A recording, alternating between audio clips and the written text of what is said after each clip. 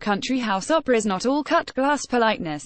There's healthy subversion afoot. Effing feminist opera directors, muttered a traditionalist in the row behind at Garsington's sharp new production of Die Zauberflöte 1791, directed and designed by Nisha Jones, who might in fact thrill to that lively description. His grumbles, he had a few, too many intimations of equality to mention, were aimed at Papagena, the bird-catcher Papagenis' soulmate, who touted an air rifle instead of the usual eye-popping cleavage. The former is probably more useful than the latter for a life in the wild. Mozart's final opera, despite the playful veneer some directors give it, is burdened with misogyny and an episodic plot whose riddles are never entirely solved. Jonas' production exposes the dark side, but also glowingly displays Mozart's redressing of the balance at the end. It's one of three last operas in Garsington's 2018, together with Richard Strauss' Capriccio and, opening this week, Verdi's Falstaff. A world premiere commission, The Skating Rink by David Saw and Rory Mullicky, completes the lineup. Full of visual tricks, from astrolabe to iPad, CCTV to tetrahedron, this Die Zauberflöte is stuffed of arcane Masonic symbol and geometric sign as befits the text.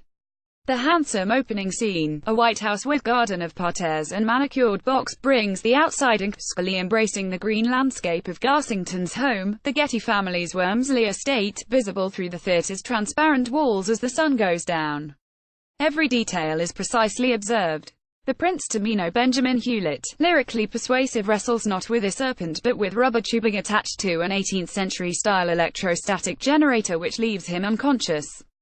The three boys Lucas Ribeto, Freddie Jemison, Dionysios Sevastakis, all first-rate, glide in mysteriously, their secret, roller skates, dressed in white ruffs with bobbed hair, like Goya's child portraits. In this stylistic mix of period and modern, Zoroastro and his priests wear the dark suits and ritual aprons and other regalia of Freemasonry. Dionysios Sevastakis, Freddie Jemison, and Lucas Ribeto as the three boys.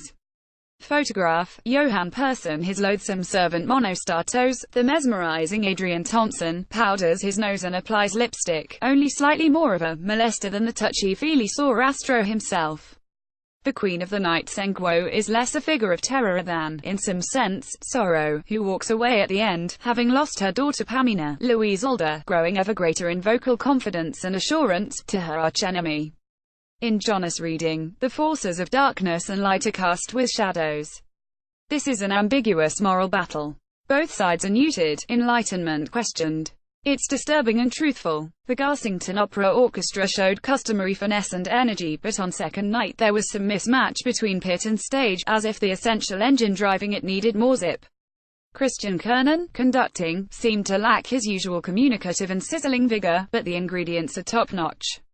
Richard Strauss was a favorite composer of the late Leonard Ingram's, founder of Garsington, which now has a long tradition of performing the composer's work.